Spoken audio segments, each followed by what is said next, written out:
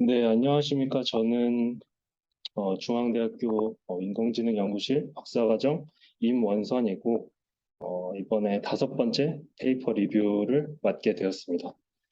제가 맡은 논문의 제목은 다츠라는 제목의 논문인데, 다츠를 풀어 설명하자면 Differentiable Architecture Search라는 제목입니다.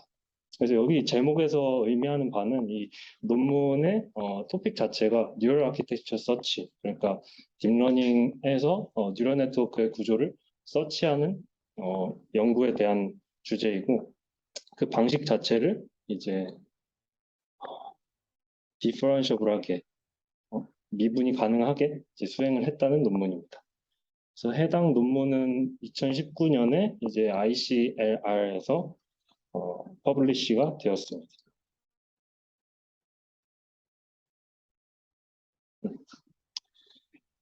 그래서 이제 이 연구 논문의 배경을 먼저 조금 설명을 드리자면, 기존에 이제 소타 성능을 내는 뉴럴 네트워크에 대한 아키텍처를 찾는데, 기존에 보면은 엄청나게 많은 전문가들의 지식들을 요구하게 됩니다. 그리고 엄청나게 많은 트라이얼 앤 에러 시도들을 이제 발생시키게 되는데, 예를 들어서 설명을 드리자면 컴퓨터 비전 같은 경우에서 뭐 많이 익히 알고 있는 레스넷이나 구글넷 이런 모바일넷 이러한 그 아키텍처들을 제안하는 데 있어서 이렇게 한 번에 찾아낼 수 있는 구조들이 아니고, 이런 전문가들이 엄청난 수많은 시도를 통해서 이제 그러한 소타 성능을 내는 리얼 아키텍처를 찾을 수 있었는데, 이러한 것들이 엄청나게 좀 휴먼 에포트를 많이 필요로 한다라는 게좀 그동안의 이러한 딥러닝 분야에서의 약간 챌린징한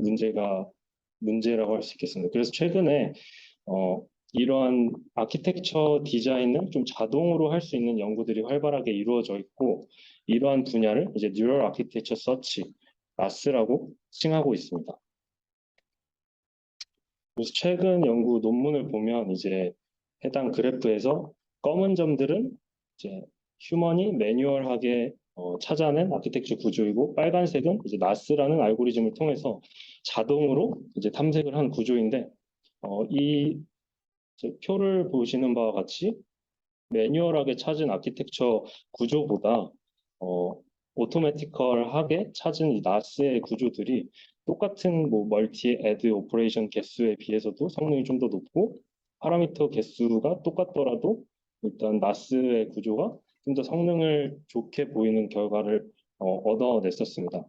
그래서 이러한 나스를 활용을 하면 퍼포먼스적으로는 뭔가 좀 더 이득을 보일 수 있었지만, 그럼에도 이 나스 쪽에서의 좀 토픽이라고 하자면은 이 어, 뉴럴 아키텍처를 디자인하는데, 자동으로 디자인하는데 컴퓨테이션을 한 코스트가 엄청 많이 발생한다는 게 이제 이 나스 쪽에서의 이슈 사항으로 지금 제기되고 있는 상황입니다. 그래서 현재 이 논문에서 제기하는 챌린지는 다음과 같습니다.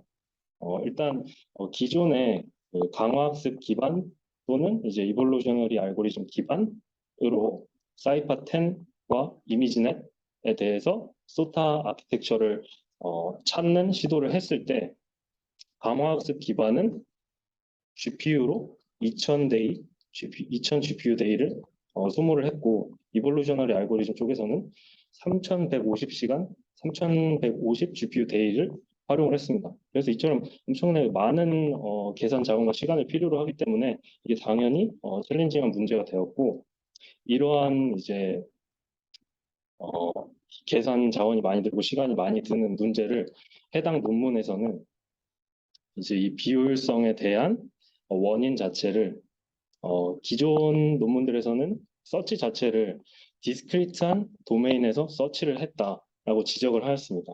이게 뭐냐고 하면은 아키텍처를 찾는 데 있어서 이제 어, 저희가 찾을 수 있는 다양한 구조들의 아키텍처가 있으면은, 이러한 기존의 나스 알고리즘들은 하나씩 하나씩 뽑아서 이 아키텍처들을 트레인해보고, 그 아키텍처가 정말 성능이 좋은 건지 또 이벨루에이트 해보고, 이러한 과정들 자체가 샘플링을 통해서 샘플링 기반으로 일단 이루어지기 때문에 이러한 디스크리트 도메인에서 이루어진다고 설명을 하였고, 그래서 이러한 게 이제 이러한 비효율성의 원인이라고 지적을 하였습니다. 그래서 본 논문이 해결하고자 하는 바 자체도 이제 이 디스크리트한 도메인을 좀 더 효율적으로 완화시켜 보자라는 게 이 논문에서 제일 말하고자 하는 바였던 것 같습니다. 그래서 이 본 논문의 컨트리뷰션을 간단하게 설명드리자면, 본 논문에서는 이제 여기서 바이 레벨 옵티마이제이션이라는 옵티마이제이션 방식을 기반으로 해서 뉴럴 아키텍처 서치를 미분 가능하게 하는 새로운 알고리즘을 좀 제안을 했다라고 하고 있고, 이 용어에 대해서 이 바이 레벨 옵티마이제이션에 대해서는 뒤쪽에 설명을 하면서 뒤쪽에서 조금 다시 설명을 해드리도록 하겠습니다. 그리고 사이파 10과 이제 PTB 텍스트 쪽 도메인에서 PTB 데이터셋에 대해서 뭐 소타 성능을 보여주기도 하고, 그리고 사이파 10에서는 꽤나 좋은 성능을 보여주기도 했다고 이제 얘기를 했고, 또 제일 중요한 컨트리뷰션이라고 하자면은 제가 생각하기에는 이제 이피션시를 엄청나게 높였다라고 설명을 했습니다. 그래서 뒤에서 실험 결과에서도 보겠지만 아까 말씀드렸던 몇천 GPU 데이에 비해서 한 며칠 정도 GPU 데이 안에 서치를 완료를 했다라고 하였고, 이제 부가적인 것으로 사이파 10과 PTB에서 찾은 아키텍처를 이제 이미지넷과 위키텍스트 2에 각각 이제 트랜스퍼 가능했다라는 것이 이 논문의 컨트리뷰션이었습니다. 일단 그 다치 알고리즘 설명 이전에 뉴럴 아키텍처 서치가 뭔지 아직 잘 모르시는 분들이 있을 수도 있어서 이거에 대한 간단한 오버뷰를 먼저 설명을 드리자면, 일단 일반적인 뉴럴 아키텍처 서치의 과정은 다음과 같이 세 개의 컴포넌트가 존재하는데, 하나는 서치 스페이스, 다음은 서치 스트래러지, 그리고 퍼포먼스 에스티메이션 스트래러지가 있습니다. 그래서 이 밑에 그림을 보시면 우선 뉴럴 아키텍처 서치를 하려면 어떤 곳에서 서치를 할 거냐, 어떤 아키텍처들을 후보로 두고 이제 서치를 할 거냐를 정의하는 것이 이제 서치 스페이스를 정의를 하는 거고, 그 다음에 이제 서치 스트래러지를 갖고 서치를 하게 되는데, 이 서치 스트래러지는 앞서 예시로 말씀드렸던 강화학습 또는 뭐 이볼루셔너리 알고리즘, 그리고 여기에서 설명하고자 하는 디퍼런셔블한 뭐 그레디언트 베이스드 그러한 서치 전략들이라고 할 수 있습니다. 그리고 이제 여기에서 어떠한 아키텍처들을 이 서치 스페이스에서 저희가 탐색 가능한 아키텍처에서 어떤 걸 하나 뽑아서 이제 이 아키텍처가 정말 유망할 것인지, 좀 그 소타를 낼 수 있는 옵티멀한 아키텍처인지를 알기 위해서 퍼포먼스에 대한 에스티메이션을 하게 됩니다. 그래서 이렇게 뽑아진 뭐 아키텍처에 대해서 에스티메이션을 통해서 이제 이 성능을 이제 평가를 해가지고 이 서치 스트래러지에서 다시 뭐 어떤 아키텍처를 찾아볼 것인지에 대해서 이제 찾게 되는 일련의 과정이고, 기존의 이제 논문들에서 얘기한 뭔가 그 inefficiency가 발생하는 바틀렉 자체가 지금 이 부분 이제 서치 스트래러지와 퍼포먼스 에스티메이션 스트래러지 이 아키텍처를 뽑고 평가하는 이 일련의 과정들이 약간 inefficient의 바틀렉으로 작용하고 있다라고 볼 수 있습니다. 그래서 우선 이제 다치의 서치 스페이스에 대해서 말씀드리자면, 다치의 서치 스페이스는 기존 논문들이 있는데, 이게 기존 리인포스먼트 러닝 강화학습 기반의 이제 나스 알고리즘들이 있는데, 그러한 것들과 거의 똑같은 서치 스페이스를 일단 가정을 해서 사용을 하고 있습니다. 그래서 해당 논문들에서 사용한 게 셀 베이스드 서치 어프로치인데, 셀 베이스드 서치 어프로치가 뭐냐고 하면은 이 왼쪽 그림을 보시면은 일단 전체 아키텍처를 그 셀 단위로 일단 구성을 먼저 하게 됩니다. 그래서 이거는 고정되어 있는 셀 구조가 되고, 그 현실적으로 이제 셀 베이스드 서치라고 하면은 이 안에 셀 구조를 찾게 되는 겁니다. 그래서 여기에서 잘 안 보이실 수도 있는데, 이렇게 노멀 셀은 이제 일반적으로 컨볼루션 CNN 쪽에서 사용하는 컨볼루션이 들어가 있는 뭐 그러한 것들을 수행하는 셀이고, 그 리덕션 셀은 이제 피처 맵을 리덕션하는 셀 역할을 하는 겁니다. 그리고 이 안에 구조를 서치한다 는 말은 이제 이런 노멀 셀과 리덕션 셀, 이런 이 셀 하나 안에 구조를 찾는 방식이다라고 이해를 하시면 될 것 같습니다.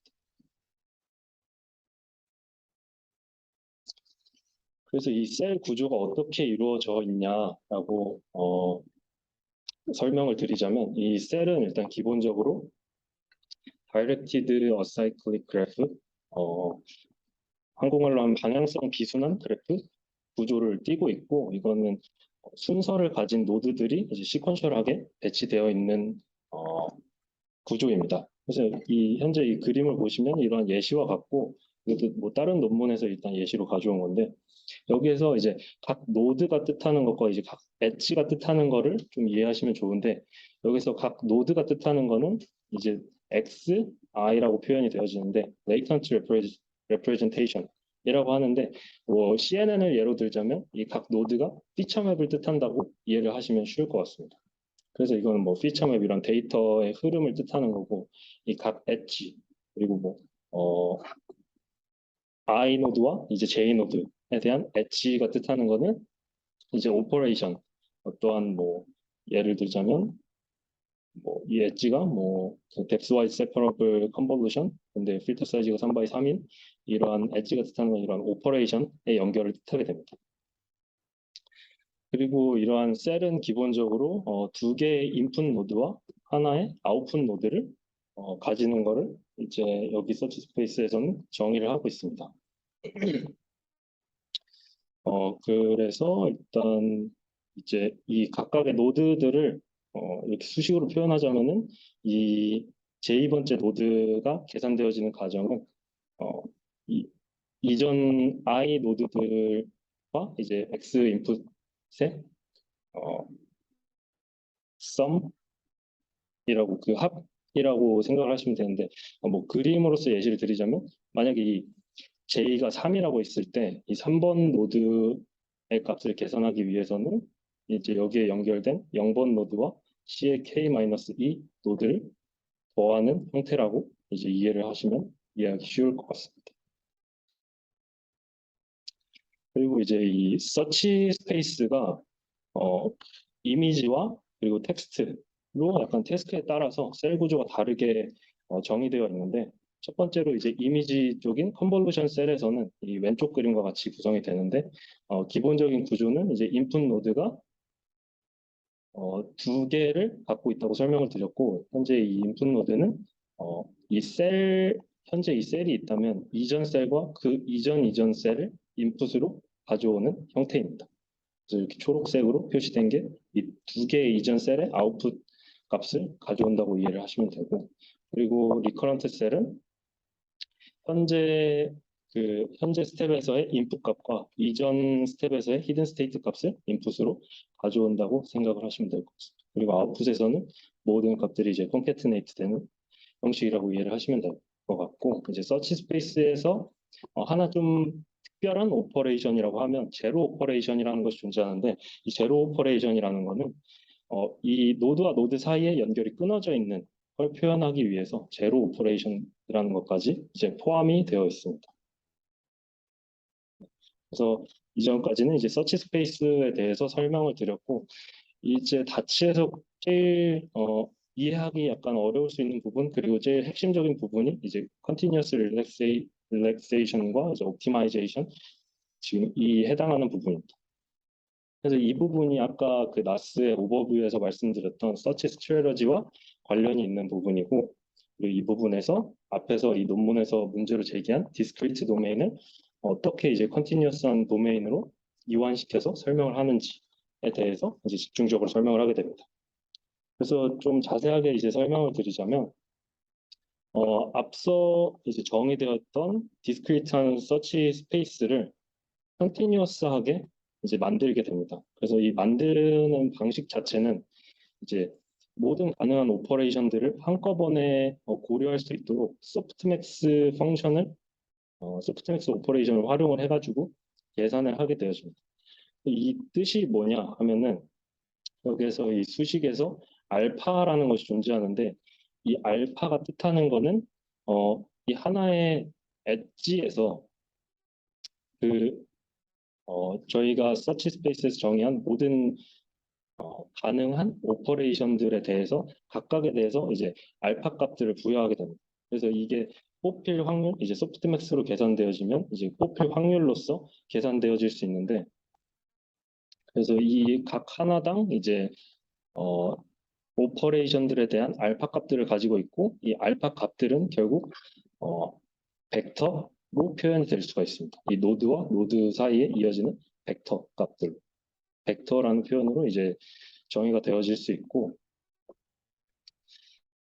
그래서 이 그림을 통해서 좀 보여드리자면 현재 뭐 디스크리트한 도메인에서는 이제 노드와 노드 사이에 이 엣지를 뭘로 할 것이냐를 여러 개의 오퍼레이션 중에 하나를 샘플링해서 뽑아 놓은 다음에 이 네트워크를 이벨루에이트 하는 형식인데 다치에서는 노드와 노드 사이를 가능한 모든 오퍼레이션들을 일단 집어넣고 여기에 이제 아키텍처에 대한 이제 파라미터 값인 아키텍처를 정의하기 위한 파라미터 값인 알파를 넣어서 각 오퍼레이션마다 이제 알파가 대응되도록 이제 구성이 되어지고 이 알파가 이제 소프트맥스를 통해서 어떤 오퍼레이션이 유망한지를 표현을 하게 됩니다. 그래서 이게 나중에는 학습을 통해서 이 노드와 노드 사이의 엣지에 유망한 이제 엣지들이 좀 더 확률값이 높게 등장하게 되는데 이렇게 해서 컨버지 될 때까지 트레이닝이 진행이 되어지고 결국에 서치의 마지막에서는 이 알파 값을 통해서 이제 이 알파 값이 제일 높은 엣지 안에서 알파 값이 제일 높은 알파를 뽑아서 이 최종 이제 아키텍처를 뽑게 됩니다. 그래서 뭐 여기서는 파란색 엣지, 파란색 오퍼레이션을 선택, 여기서 파란색 이렇게 해서 최종적으로는 그 노드와 노드 사이의 엣지가 하나만 존재하는 아키텍처를 뽑게 되는 거라고 이제 이해를 할 수가 있습니다. 그래서 일단 여기서 주요했던 거는 이 디스크리트한 도메인은 아키텍처 알파를 통해서 컨티뉴어스하게 소프트맥스를 통해서 컨티뉴어스한 도메인으로 바꿨다를 좀 주요하게 이해를 해주시면 좋을 것 같습니다. 그래서 이제 옵티마이제이션 이걸 어떻게 학습하고 옵티마이제이션을 어떻게 하는지에 대해서 설명을 드릴 건데 이제 그 컨티뉴어스 도메인으로 이제 릴렉세이션을 진행한 후의 목표는 이제 알파와 이 아키텍처에 대한 알파와 이 웨이트 파라미터 W를 방금 전에 정의한 믹스드 오퍼레이션 안에서 어떻게 이 두 개를 잘 학습할지가 이제 제일 중요한 과제가 되어지게 됐다. 그래서 이제 아까 잠깐 이 나스 오버뷰에서 말씀드렸던 퍼포먼스 에스티메이션 스트래러지가 여기서 잠깐 등장하게 되는데 기존의 그 강화학습이나 이볼루셔너리 나스에서 마찬가지로 다츠에서도 밸리데이션 로스를 퍼포먼스 에스티메이션 메저로서 사용을 하고 이거를 이 밸리데이션 로스를 최적화하는 것을 목표로 하게 됩니다. 그런데 이제 여기에서 사용한 알고리즘 자체는 그레디언트 디센트 기반으로 찾는다는 게 제일 중요한 차이점인 것 같습니다. 그래서 이 다츠에서의 아키텍처 서치의 목표는 결국에는 옵티멀한 알파 값을 찾는 것이고 이 옵티멀한 알파라는 것은 밸리데이션 로스가 최소가 되는 이제 알파 값을 찾는 겁니다. 근데 이 알파 값을 찾는다고 했을 때 기본 전제는 이제 그 성능을 낼 수 있는 이 웨이트 파라미터가 트레인에서 제대로 학습된 트레인 로스가 제대로 학습되어 있는 웨이트 파라미터에서 아키텍처 그 알파를 찾아야 이제 옵티멀한 걸 찾을 수 있다라는 전제가 되어져 있는데 이러한 문제 자체를 이제 하이 레벨 옵티마이제이션 프로블럼이라고 여기서는 칭하였고 그래서 제일 최종적인 문제는 이제 밸리데이션 로스를 최소화하는 알파 값을 찾는 건데 이 밸리데이션 로스를 최소화하기 위해서 우선적으로 이제 가정되어지는 것은 결국에는 이 웨이트 파라미터 자체도 옵티멀한 거여야 한다라고 이해를 해주시면 될 것 같고 현재 어, 이 바깥쪽에 있는 옵티마이제이션 문제를 뭐 아우터 옵티마이제이션 그리고 안쪽에 있는 문제를 이제 이너 옵티마이제이션 이 문제를 먼저 풀어야 되기 때문에 이너 옵티마이제이션이라고 칭하고 있습니다. 근데 이제 여기 논문에서 지금 또 제기하는 문제는 이제 앞서 말씀드린 이 이너 옵티마이제이션 문제 자체가 어, 만약에 이 문제를 이 트레인 로스에 대해서 어, 컨버지 할 때까지 이 웨이트 파라미터를 계속 탐색을 하게 되면 그 컨버지 할 때까지 계속 트레인을 하게 되면 결국에는 뭐 강화학습이나 이볼루셔너리 알고리즘처럼 이런 서치 코스트에 대한 게 엄청나게 좀 많이 증가하게 됩니다. 왜냐하면 이게 한 번의 학습으로 그 컨버지 할 수가 없기 때문에 여기에서 트레이닝 코스트가 많이 발생할 수 있는데 이 문제를 여기에서는 이너 옵티마이제이션이 좀 서치의 비용이 비싸기 때문에 이 문제를 좀 간단하게 어프로시메이션 하겠다라고 해서 현재 찾아야 하는 옵티멀한 웨이트 파라미터를 이러한 식으로서 좀 옵티마이제이션, 그 어프로시메이션 등사를 하게 됩니다. 여기에서 사용한 아이디어 자체는 방금 말씀드린 이 이너 옵티마이제이션 프로블럼 자체를 컨버지 할 때까지 학습하는 건 엄청 좀 어렵기 때문에 이 문제 자체를 이 웨이트 파라미터 자체 하나의 스텝만 싱글 트레이닝 스텝만 수행해서 약간 근사하겠다. 약간 뭐 서브 옵티멀한 웨이트 파라미터를 그냥 가지고 서치를 진행을 하겠다라는 게 주요 아이디어입니다. 그래서 방금 보신 이제 6번식에서 6번식을 계산하기 위해서 이제 멀티베리어블 체인룰에 의해서 이 6번식을 좀 근사하게 되면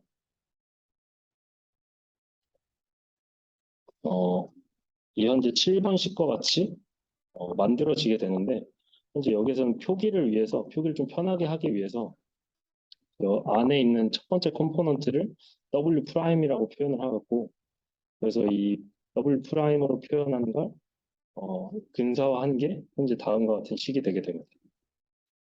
그래서 이 식이 나오는 과정을 좀 먼저 설명드리고자 하는데 이 부분에 대해서 좀 이해가 안 되실 수도 있고 약간 좀 이해가 어려우시다면 현재 뭐 참고 자료를 달아놓은 이쪽 링크나 또는 칸 아카데미에서 설명하는 멀티베리어블 체인룰에 대해서 좀 더 설명을 보신다면 이해가 좀 더 수월할 것 같습니다. 그래서 여기에 적용되어 있는 멀티베리어블 체인룰에 대해서 먼저 간단하게 설명을 드리자면 현재 뭔가 F 펑션이 있고 F 펑션에 어, 두 개의 컴포넌트를 봤는데 이 두 개의 컴포넌트도 이제 t라는 변수로서 매개 변수화 되어 있는 x 펑션과 이제 y 펑션이 있다고 가정을 한 상태에서 이 f 펑션을 t에 대해서 파셜 디리버티브 그 편미분을 취했을 때 결과값은 계산식은 이제 다음과 같이 정의되게 됩니다. 그래서 이 식을 풀어보면 첫 번째 컴포넌트에 대해서는 dx분의 df 그리고 곱하기 이제 dt분의 dx로 표현되어지게 되는데 뭐 이거에 대한 간단한 의미는 이제 이 x 펑션의 첫 번째 컴포넌트에 대한 이제 변화량을 이제 x 측면에서 한번 보고 그리고 x 측면의 변화량을 이제 t 측면에서 한번 보겠다. 약간 이런 식으로 이해를 하시면 되고 이제 두 번째 컴포넌트에 대해서도 이런 식으로 전개가 되어집니다. 이 멀티베리어블 체인 룰을 현재 이 식과 이제 거의 똑같은 구조이기 때문에 풀어서 생각을 해보면 이제 이 그 나블라라는 심볼 자체도 이제 파셜 디리버티라고 표현할 수 있기 때문에 이런 식으로 표현을 할 수가 있습니다. 그래서 이 로스 밸리데이션 로스 펑션에 대해서 첫 번째 컴포넌트는 W 프라임이고 두 번째 컴포넌트는 이제 알파가 되어지는데 이 그 밸리데이션 로스 펑션에 대해서 어, 알파에 대한 파셜 디리버티브를 취한 결과를 보고자 하는 겁니다. 그래서 어떻게 해서 이렇게 볼 수 있냐? 여기서는 t라는 매기변수가 되어 있는데 여기서는 없는 것처럼 보일 수 있지만 이 위쪽에 W 프라임을 보면은 여기 알파로 이 식도 똑같이 W 프라임이라는 것이 알파로서 매개 변수가 되어 있다는 것을 확인할 수 있습니다. 그래서 이 식을 이것처럼 똑같이 풀어보면 첫 번째 컴포넌트에 대한 파셜 디리버티브는 dW 프라임 분의 dl 곱하기 d 알파 분의 dW 프라임이 되고 두 번째 컴포넌트는 이제 d 알파 분의 dl 그리고 d 알파 분의 dl이 만들어지게 되어집니다. 그래서 이 식을 어떤 걸 의미하는지 먼저 한번 보시면은 우선적으로 봐야 될 거는 이 현재 여기에서 의미하는 d 알파분의 d 알파는 소거될 수 있기 때문에 이 로스 펑션에 대한 그냥 파셜 디리버티브 알파에 관해서 파셜 디리버티브를 취하는 식이 현재 이렇게 대응이 되고 그리고 두 번째로 이제 d 알파분의 dw 프라임 이 식에 대한 알파 관점에서의 파셜 디리버티브는 이제 w는 소거가 되고 이 안에서 이제 웨이트에 대한 미분과 이제 알파에 대한 미분으로서 계산되어지기 때문에 이 식과 대응이 되게 됩니다. 그런 다음에 이제 당연히 dw 프라임 분의 dl은 파셜 데리베티브를 취하면 현재 이 식으로 대응이 되어지게 됩니다. 그래서 현재 이 7번 식이 나온 배경은 이런 멀티베리어블 체인 룰에 의해서 이런 식이 나오게 되었다는 걸 이해하시면 되고 현재 이 식에서도 두 번째 텀 자체가 이런 매트릭스 벡터 그 곱셈 자체가 좀 여기에서도 계산이 많이 필요하기 때문에 이것 자체도 좀 더 그 어프록시메이션 하고자 해당 논문에서는 이제 두 번째 텀을 finite difference approximation 유한 차분 근사 방식이라는 걸 통해서 뭐 간단한 뭐 예로 설명을 드리자면 자세하게 설명 못 드릴 것 같은데 예로 설명을 드리자면 여기에 뭐 웨이트 파라미터가 있을 때 이거에 대한 뭐 좌극한과 우극한 쪽에서 이제 바라봐가지고 이게 어떠한 값으로 근사하는지를 보여주겠다가 이제 finite difference approximation 이라고 보시면 되고 현재 이게 2차 미분 자체를 지금 1차 미분으로서 그냥 풀어서 계산할 수 있게 이렇게 근사화했다. 그래서 좀 더 계산적으로 효율적으로 수행을 할 수 있다라고 이해를 해주시면 좋을 것 같습니다. 그래서 현재 이 옵티마이제이션 프로세스 자체가 기존에는 이제 타임 컴플렉시티 자체가 웨이트를 따로 찾고 알파를 따로 찾고 해야 되기 때문에 그 타임 컴플렉시티가 곱셈이었다면 여기에서는 다 풀어서 찾기 때문에 그리고 한 스텝만 이제 찾아지기 때문에 알파와 이제 그 웨이트 파라미터에 대한 플러스로 이제 타임 컴플렉시티가 많이 줄어들게 되어집니다. 그리고 이제 앞서 말씀드린 옵티마이제이션 방식은 네, 설명을 드렸고 이제 여기서 논문에서 또 얘기하고자 하는 게 앞서 식에서 크사이라는 게 존재하는데 네, 여기서 크사이라는 값이 존재하는데 이 값에 의해서 이제 이 어프록시메이션이 first order approximation이 되느냐, second order approximation이 되느냐라고 나누어질 수가 있습니다. 그래서 첫 번째는 크사이 값이 0일 때는 이제 first order approximation이라고 칭하는데 이렇게 하게 되면은 앞에서 말씀드린 7번식 같은 경우가 이제 사라지게 되고 그래서 7번식 같은 경우가 사라지게 되고 좀 더 앞에서 보시면 여기서 이 웨이트 파라미터의 옵티멀한 값이 여기서 이 텀이 0이 되기 때문에 그냥 이 웨이트 파라미터를 그대로 사용하는 것과 똑같이 이제 작용을 하게 됩니다. 그래서 이렇게 사용했을 때 first order approximation을 사용했을 때 일단 뭐 바로 그 웨이트 파라미터를 사용하기 때문에 속도 측면에서는 좀 더 이득을 얻을 수 있지만 퍼포먼스 측면에서는 여기 논문에서 실험적으로 봤을 때는 좀 더 안 좋았다라고 이제 설명을 하였고 이 결과는 뒤에 테이블 1에서 조금 더 말씀드리도록 하겠습니다. 그리고 이제 세컨드 오더 어프록시메이션은 이제 크사이 값이 0보다 큰 경우를 이제 세컨드 오더 어프록시메이션이라고 칭하게 됩니다. 그래서 이 그 사이에 대한 효과를 좀 보기 위해 여기서 좀 그 알고리즘을 모델링해서 간단한 실험을 진행을 하였는데 우선 이제 밸리데이션 로스 펑션 자체를 이렇게 특정하게 알파 곱하기 w 빼기 2알파 플러스 1 같은 식으로 특정을 하고 트레인 로스 같은 경우에도 이런 식으로 특정을 했을 때 이제 w와 알파를 옵티멀한 w 알파를 찾는 과정을 수행을 했을 때 처음에 이니셜한 값을 둘 다 알파는 2 그리고 w는 마이너스 2 현재 그래프에서는 2포인트에서 시작을 하고 그 사이 값만 이제 다르게 주어졌을 때 어떻게 이게 옵티마이제이션을 진행을 해가느냐를 보이기 위한 실험인데 여기에서의 이제 옵티멀한 이제 알파와 W 값은 1,1이 되게 됩니다. 여기에서 현실적인 해는 솔루션은 1,1인데 이 그래프를 보시면은 현재 이 1,1까지 가는 거는 그 사이가 0.5인 값이 이렇게 빠르게 이 값으로 수렴하는 걸 볼 수 있었고 다른 값들 0.3이나 0.7도 이게 근사하게 수렴하는 걸 볼 수 있었어요. 근데 이제 first order approximation을 수행한 건 이제 이쪽 근처 값까지 가지 못하고 이 레드 점선에 근사하였는데 이 레드 점선이 뜻하는 거는 어, 처음에 이제 4번식에서 첫 번째 이너 옵티마이제이션 문제를 뭔가 그 먼저 찾았다고 했을 때 이제 찾을 수 있는 해라고 보시면 되고 이 그 사이가 0인 값에서는 이 세컨드 오더 어프록시메이션에 비해서 좀 수렴이 빠르지 않고 좀 이렇게 시간적으로 좀 더 시간이 아니라 그 컨버지가 좀 더 어렵게 수행되어지는 거는 이제 실험적으로 보여주었습니다.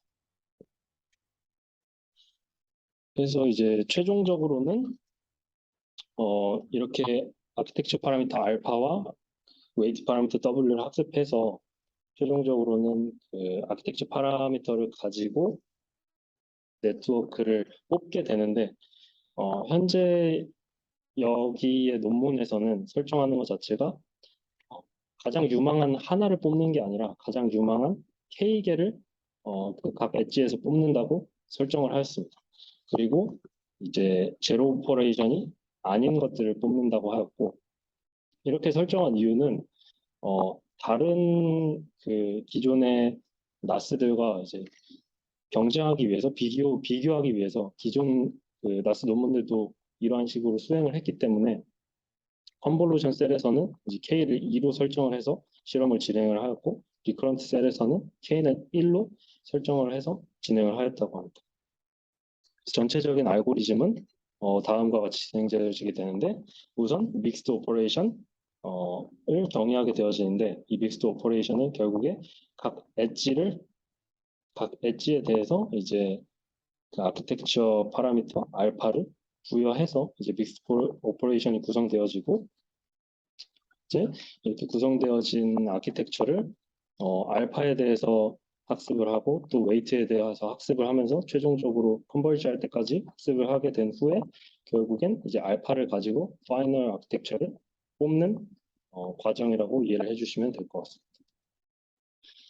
그래서 이제 실험 결과에 대해서 말씀드리자면 주요하게 뭐 사이파 10 실험에 대해서 먼저 말씀드리자면 현재 이 사이파 10에 대한 아키텍처는 8개의 셀을 사용을 하였고 그리고 한 개의 셀 안에 노드의 개수는 7개였고 이 서치 스페이스 안에서의 오퍼레이션들은 다음과 같이 필터 사이즈가 3x3 그리고 5x5인 세퍼러블 컨버루션 2개인 거고 3x3, 5x5인 다일레이티드 세퍼러블 컨버루션 또 2개 그리고 맥스 풀링 그리고 에버리지 풀링 한 개 한 개씩 그리고 아이덴티티 오퍼레이션과 제로 오퍼레이션을 이제 서치 스페이스로 구성을 하였습니다.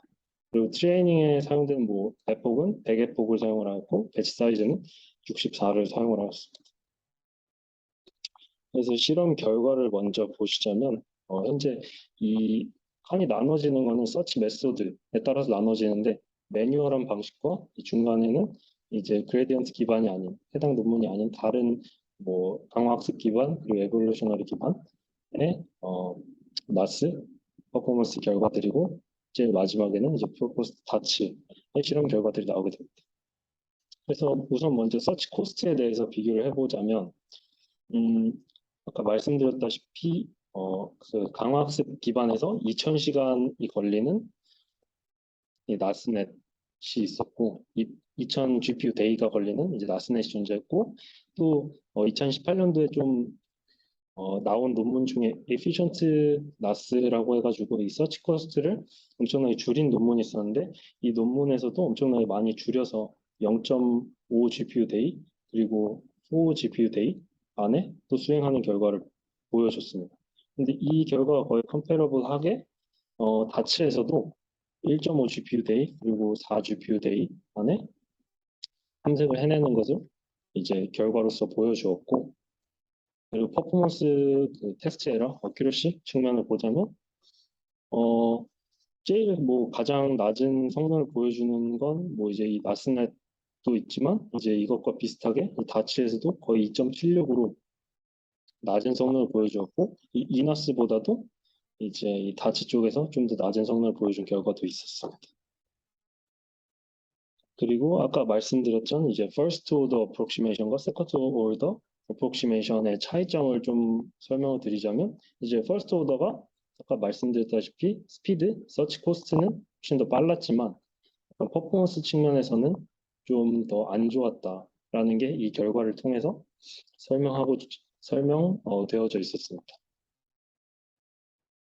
그래서 사이파 10에 대해서 이제 찾아진 네트워크 구조는 다음과 같는데 왼쪽은 노멀 컨볼루션 셀에 관한 거고 이제 오른쪽이 리덕션 셀, 이제 피처맵을 줄이는 사이파 10에서 찾아진 셀 구조입니다.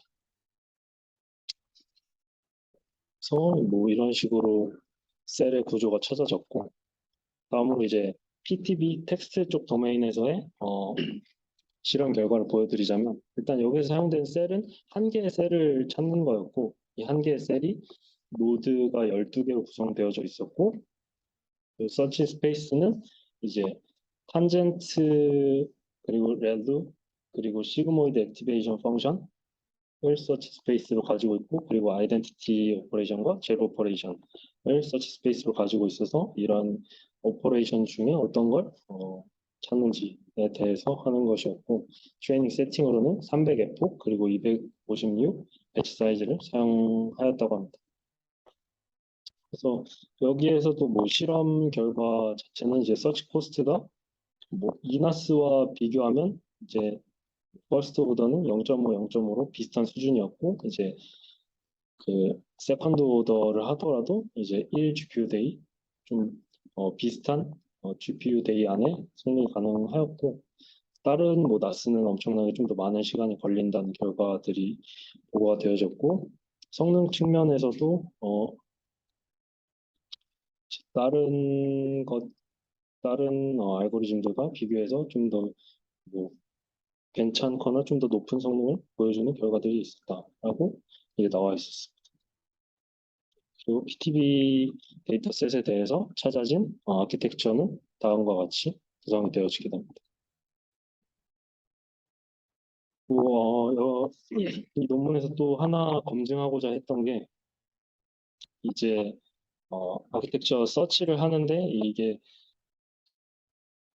알파라는 어떤 값을 놓고 하기 때문에 이게 시드에 따라서 초기 이니셜라이제이션에 따라서 이 결과가 바뀔 수도 있기 때문에 현재 이 논문에서는 한 번 실험으로 끝내는 게 아니라 시드를 바꿔가면서 시드를 4개를 가지고 바꿔가면서 실험을 진행한 결과를 또 보여주었습니다.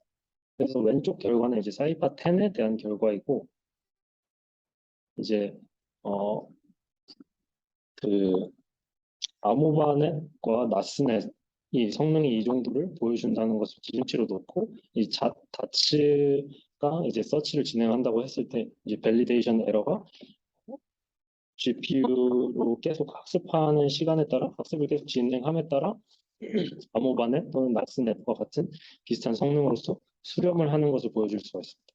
그래서 이 박스 플롯이 의미하는 게 이제 그 Q1과 Q3 그 25%와 75% 사이 성능을 보여주는 건데 이 안에 성능이 포함되어 있고 이 안에 성능이 포함되어 있고 좀 큰 어찌 말하면 스탠다드 디비에이션 성능의 스탠다드 디비에이션 자체가 좀 크다가 이제 시간이 지속됨에 따라서 어느 정도 수렴을 하는 결과들을 보여주었고 이거 자체가 의미하는 게 이제 이니셜라이제이션 값이 그 알파에 대한 초기 값이 뭐 시드가 좀 달라지더라도 이렇게 좀 로버스트한 성능으로 수렴할 수 있다라는 걸 보여주는 결과고 여기서도 마찬가지로 각각의 이제 시드에 대한 성능들이 이제 야모바넷과 나스넷처럼 어, 일정 수준의 퍼포먼스로 수렴하는 것을 보여줬다가 이제 사이파 10의 결과였고 이제 이것과 약간 반대로 PTB 데이터셋 같은 경우에는 여기에서는 이제 스탠다드 디비에이션이 엄청 줄어가지고 박스 플랫이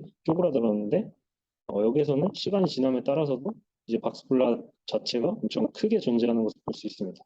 그래서 여기에서 보면은 시드에 따라서 성능이 이제 이나스는 이 정도인데 어떤 시드는 이나스보다 뭐 잘하고 못하고 막 이렇게 시드에 따라서 엄청 변동성이 크다라는 걸 좀 문제점으로 지적을 하였고 그래서 이런 PTB 쪽 데이터 셋, 리커런트 셀을 구성할 때는 이니셜라이제이션에 대해서 민감하기 때문에 좀 주의를 할 필요가 있다라는 인사이트를 좀 보여주는 실험이었습니다. 그리고 이건 좀 더 뭐 부가적인 뭐 실험으로서 사이파 10에서 찾은 셀을 가지고 이제 이미지넷에 대해서 트랜스퍼 했을 때 성능인데 뭐 솔직히 이미지넷에 대해서 찾은 게 아니기 때문에 뭐 GPU 데이 리서치 코스트는 큰 의미가 없다는 생각이 들고 뭐 성능 자체도 뭐 일단은 뭐 그냥 저냥 성능인 것 같습니다. 큰 의미가 있을지 모르겠는 실험인 것 같습니다. 네. 그래서 이제 이 다츠 논문의 결론을 말씀드리자면 이 본 논문은 이제 다츠라는 아키텍처 서치 분야에서 좀 이피션트한 방법을 제안을 하였고 이 방법으로서 컨볼루션과 리커런트 네트워크를 자동으로 설계할 수 있었다라는 게 첫 번째이고 그리고 이제 이 다치 방식이 다른 기존의 방식들과는 다르게 이제 디퍼런시업을 하게 바꿔서 기존의 디퍼런시업을 하지 않은 뭐 강화학습이나 뭐 이볼루셔너리 알고리즘이나 이런 것들과 스타의 성능을 좀 낼 수 있었다, 비슷한 성능을 낼 수 있었다라는 게 이제 또 이 논문의 결론이었고 그 다음에 이제 3번, 4번은 약간 퓨처 워크에 대해서 이 저자가 작성을 해놓은 거였는데 현재 이 다치에서 좀 제대로 설명하지 못한 부분 자체가 어, 일단 제일 의미가 있었던 부분도 디스크리트 도메인을 컨티뉴어스한 도메인으로서 이렇게 아키텍처를 인코딩해서 이피션시는 엄청나게 올렸지만 결국에 이 컨티뉴어스한 아키텍처를 결국에는 마지막에는 이제 뽑아서 각 그 특정 오퍼레이션들을 뽑아서 사용하기 때문에 기존에 학습해놓은 그 찾아놓은 아키텍처랑 이 뽑아놓은 아키텍처랑 이제 성능이 달라져서 좀 성능이 하락하는 결과들도 있고 이러한 차이가 발생하게 됩니다. 그래서 이러한 차이가 발생하는 것에 대한 퓨처 워크를 좀 제시를 했었고, 네, 이 제시한 게 이제 이 마지막 논문의 내용이었고, 뭐 발표는 이렇게 이제 끝인데 이제 그 이 퓨처 워크에 대해서 이루어진 연구들이 또 있어가지고 간단하게 설명드리자면 이 논문 제목 자체는 Rethinking Architecture Selection in Differentiable NAS인데 이제 방금 말씀드렸던 것처럼 디스크리트한 서치 스페이스에서 컨티뉴어스한 스페이스로 이완을 하였는데 이제 이러한 걸 통해서 이피션트한 서치가 가능하였지만 결국 최종적으로는 그 컨티뉴어스 스페이스에서 유망한 오퍼레이터를 셀렉트하는 또 다른 셀렉트의 문제이기 때문에 여기서 퍼포먼스에 하락이 발생했다고 합니다. 그래서 이렇게 그 성능의 차이가 발생하는 걸 좀 풀기 위해서 이 논문에서는 어떤 걸 좀 제시해가지고 설명을 해주는 그런 논문이었습니다. 그래서 저렇게 문제를 제기했던 게 이러한 새로운 논문으로서 나올 수 있다는 게 좀 유의미한 것 같아서 추가적으로 조금 정리를 하였습니다. 네. 네, 이상으로 이제 발표를 마치겠고 혹시 질문 사항이 있으시다면 네, 질문해 주시면 감사하겠습니다.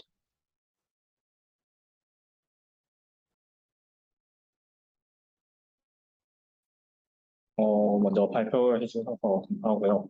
저는 15페이지에 궁금한 부분이 있었는데, 여기서 이제 이나스랑 다츠랑 실제로 서치 코스트라든지, 텍스트 에러라든지, 크게 차이가 많이 안 나는데, 이제 이나스가 좀 더 빠른 부분이 이제 존재하는데, 그러니까 서치 코스트 측면에서 좀 더 좀 낮은 성능을 보여주는데, 특히 그러면 이게 다츠도 어떻게 보면 이피션트한 거를 목표로 하고 공문을 냈는데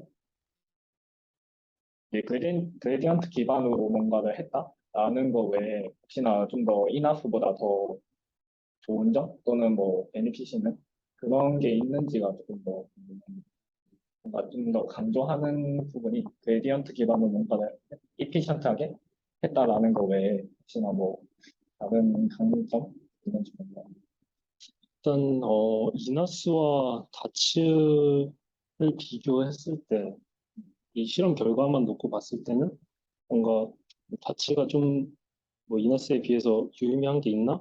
라고 의문이 들 수는 있는데 이 뭐 이너스라는 거에 대해서도 좀 알고리즘을 생각을 해보면은 이제 이너스도 뭐 어떤 네트워크를 정의를 해놓고 전체를 다 학습시키는 게 아니라 서브 네트워크만 계속 파라미터를 쉐어링 해가면서 학습하는 방식이라서 어, 서치 코스트 측면에서는 솔직히 이나스가 좀 더 유용할 수 있고 성능 측면에서 좀 더 어찌 보면 2.89, 2.91로 저 다치에선 3.0이 되는 것도 있어서 좋아 보일 수 있지만 약간 제가 생각하기에 그냥 이 다치라는 논문에서 그 이피션시를 강조하면서 설명을 했을 때 약간 이게 엄청나게 큰 반응을 이끌고 좀 유의미했던 거는 약간 이 실험 결과에서는 보기 어려운 약간 이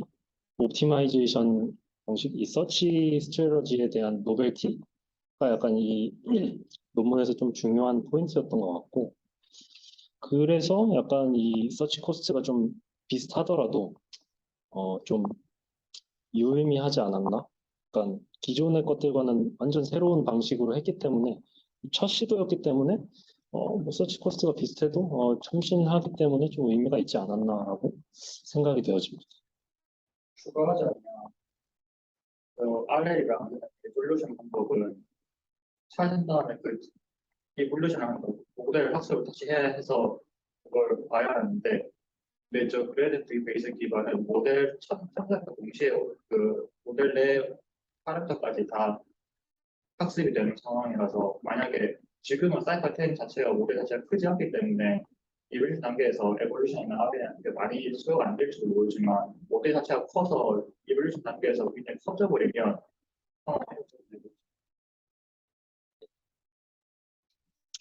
네, 맞는 말인 것 같습니다.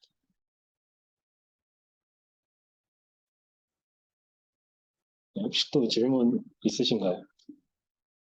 저는 그 수식 쪽에서 네. 회사에 있던 쪽에서 궁금한 점이 있는데 이쪽에서 아까 그 사이가 0일 때 네. first order approximation 해서 0이 돼서 아예 없어진다고 들었는데 네. 그러면은 처음에 설명할 때는 저 트레인을 한 번만 하고 이제 이너 트레인을 한 번만 하고 그다음 밸리데이션을 하는 걸로 알고 있는데 그 사이가 0이면 아예 학습을 안 하고 하는 건지 그 사이가 0이면 이제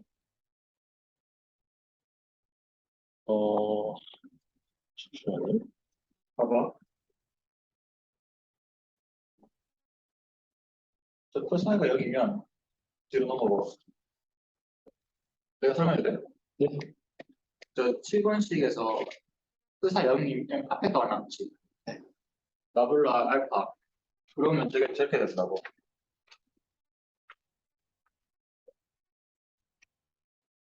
나블라 알파에다가 그 로스 펑션 W가 적은 거였지. 나블라 A W A 저런 식이 되잖아.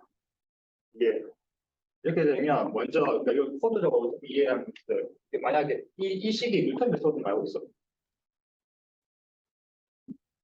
그러니까 그래서 길만에 학습할 때 파라미터 값이 어떻게 학습을 해? 그라덴트 빼지. 그레디언트 빼. 그 그라덴트 빼는 식이 이거죠. W 마이너스 러닝 웨이트에다가 그라덴트 W 로스가 똑같은 거야. 그러니까 트레이닝에 필요한 파라미터 있지. 네. 그래서 그다음에 그 러닝 레이트 이게 러닝 레이트야. 네, 저도. 러닝 레이트고 네.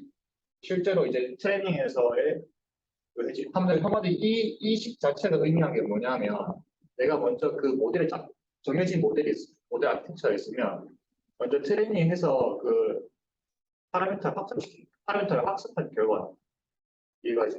네. 그러니까 그 다음에 이 로스 값을 해서 그걸 다시 또 업데이트 한다고. 한마디로 그 파라미터 한번 학습한 다음에 그 로스 값, 그 모델에 대한 로스 값을 다시 또 한다. 먼저 트레이닝 단계에서 먼저 모델 학습하고 밸리데이션 단계에서 아키텍처에 대한 그 로스 값을 학습시키는 거야.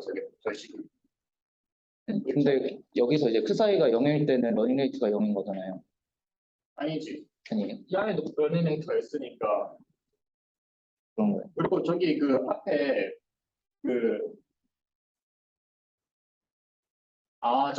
저기서 왜 빠지냐고.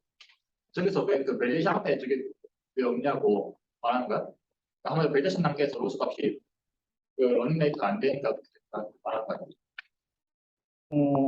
그 제가 뭐 이해한 질문을 답변을 드리자면 일단 기본적으로 웨이트에 대한 학습 원 스텝은 이루어지는데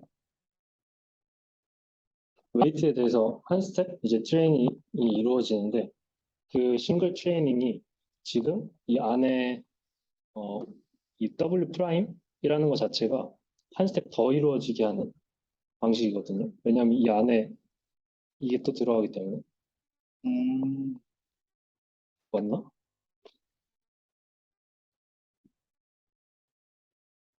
그러니까 저 지금 W 프라임 보면은 이제 트레인 로스에 대해서 그레디언트 빼주는 걸로 보이고, 그리고 저 그 사이가 형태가 뭔가 러닝 레이트처럼 생겼는데, 저게 이제 0일 때면은 아예 그레디언트를 생각을 안 하게 되는 거니까 트레인 로스에 대해서. 그래서 그냥 W만 남게 되고, 그냥 W라는 거는 이제 처음에 설명해 주신 그 싱글 트레이만 하고, 그러니까 다 트레인하기는 힘드니까 한 번만 트레이닝 한다는 말이랑 해서 이제 그게 싱글 트레인조차도 없어지는 거가 되는 건지가. 저 자체가 싱글 스테이트만 한다는 그 제가.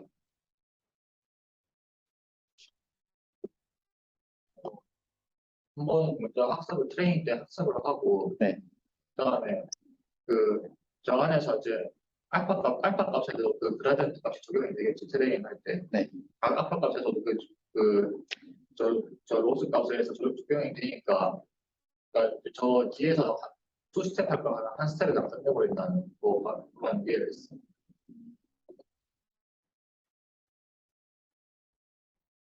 일단은 알겠습니다.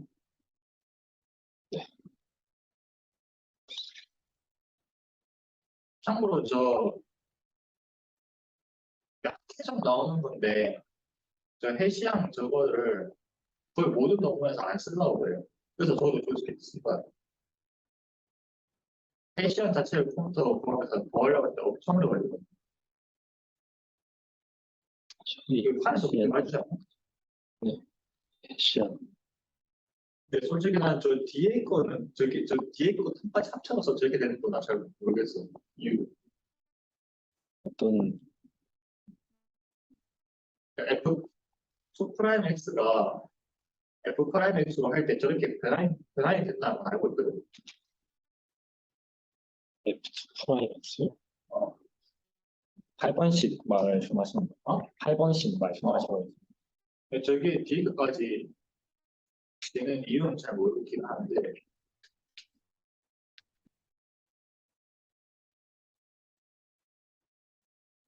저 해시양만 저렇게 되는 건가? 아니면 저 뒤에 라블럭 다 합쳐져서 저게 되는 건가? 해시양만 저렇게 되는 거야? 아니면 이 노란색 박스 다 저렇게 되는 거야? 네. 왜냐면 지금 이 W 플러스 이 W 마이너스 텀 안에 자체 들어가 있기 때문에 이 텀이 들어가 있기 때문에 뒤쪽 텀이 들어가 있고 이 안에 그래서 이 W 마이너스와 W 플러스가 이쪽에 대한 텀으로 표현이 되는 거기 때문에 이 노란 박스에 대한 걸 하게 됩니다.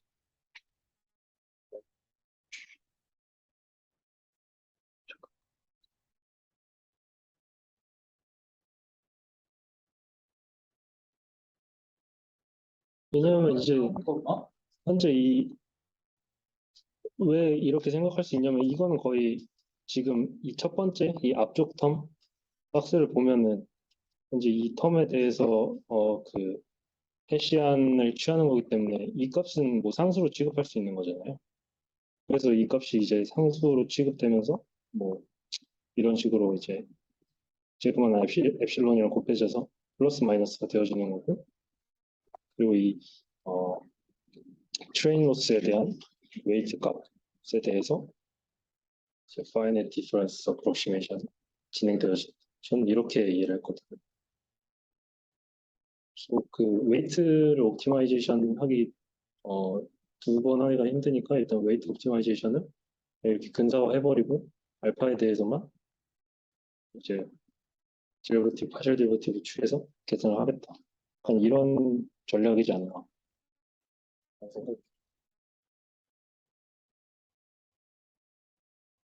유한 차범법은 많이 쓰니까 나중에 좋을 듯.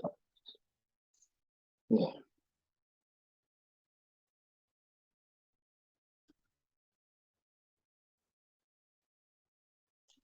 또 질문 사항 있으신가요?